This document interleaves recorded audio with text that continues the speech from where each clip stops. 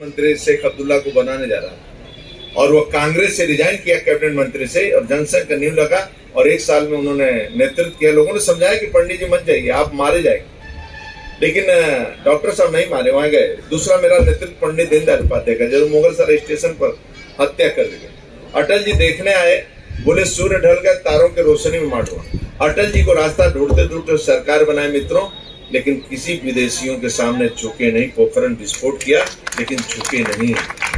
एक गरीब की आवश्यकता क्या है अटल जी उस समय पूरा किए, यानी एक गरीब का पक्का मकान। किसी देश में गरीबी हो और चिरते हुए रोड निकल जाए मित्रों, ना चिरते हुए रोड निकल जाए। जिस गांव में बेटे का शादी ना हो और लोग बेटे की शादियां न करने आए उस गांव में, और उस शहर से चिरते हुए रोड निकल जाए मित्रों ना, तो उस गांव के बेटे के शादी में करने आते और 10,000 बीघा की जमीन वो 1 लाख बीघा हो जाती। कुछ दिनों के बाद 1 करोड़ हो जाती। तो हाईवे, नेशनल हाईवे सड़क पहली बार अटल जी के सामने लोगों ने देखा।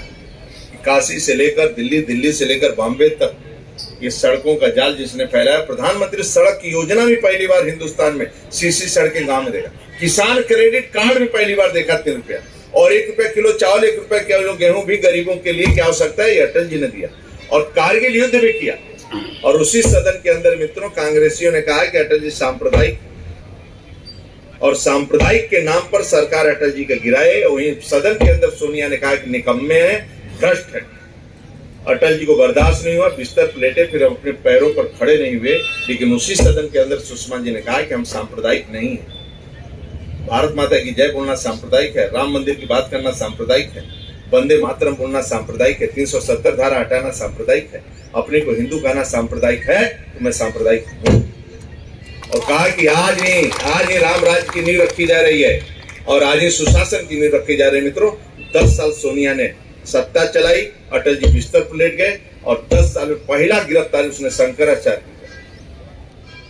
दूसरा का हिंदू आतंकवादी है। तीसरा राम सेतु, राम नहीं है, और भयंकर भ्रष्टाचार किया। 10 साल बाद एक चाय बेचने वाले आया और एक चाय बेचने वाला कुर्सी पर बैठा मित्रों, और आपके दुआ से, आपके आशीर्वाद से न 1 सेकेंड बीमार हुआ, न 1 सेकेंड की छुट्टी लिया। इसके बाद चलना होगा। ये विश्वास दिलाता हूं कि इस पूरे गाजीपुर क्षेत्र और आसपास के जिलों के युवा बहुत परिश्रमी और ईमानदार है। ये युवा आपकी आशाओं आकांक्षाओं पर खरे उतरे। साथियों, स्वावलंबी एवं युवा विकसित भारत का आधारशिला है। किसी भी क्षेत्र में सकारात्मक परिवर्तन करना है तो उस परिवर्तन का वाहक युवा हो सकता है। भारत जैसे युवा देश को दिशा देने में आप सभी युवाओं की बहुत बड़ी भूमिका है। आने वाले कल के युवा ही गढ़ सकता है और युवा ही संकल्प लेकर आगे बढ़ सकता है।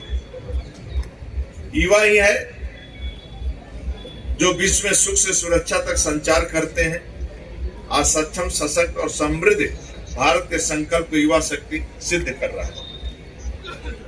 आज भारत का युवा अभूतपूर्व आत्मविश्वास से भरा हुआ है। इस आत्मविश्वास को राष्ट्रीय संकल्प से जोड़ने के लिए केंद्र में मोदी सरकार, राज्य में योगी सरकार का निरंतर प्रयास चल रहा है। पहले इस राज्य के अंदर कोई रोजगार लगाने नहीं आता था। 5 बजे शाम को भी हरिद्वार से यदि उसको काशी आना होता था तो डर के मारे नहीं आता था, वो हरिद्वार रुक जाता था, दूसरे दिन सुबह चलता था। लेकिन आज दुनिया के लोग उत्तर प्रदेश में अपना बिजनेस और रोजगार लगाने आ रहे हैं। बाकी देशों से और राज्यों से भी लोग बड़े पैमाने पर आ रहे हैं, क्योंकि यहाँ कानून का राज है। आज मैं कह सकता हूं कि गाजीपुर से भी सुरक्षित बेटी 12 बजे रात को, या सुरक्षित व्यापारी 12 बजे रात को यहाँ से निकल सकता है, और कहीं जाना हो दिल्ली तब भी सड़क मार्ग से वो जा सकता है, लखनऊ भी सड़क मार्ग से जा सकता है। यदि रास्ते में उसको कोई छेड़ दिया तो आदरणीय योगी जी उसको छोड़ नहीं सकते, मैं गारंटी से ये कानून का।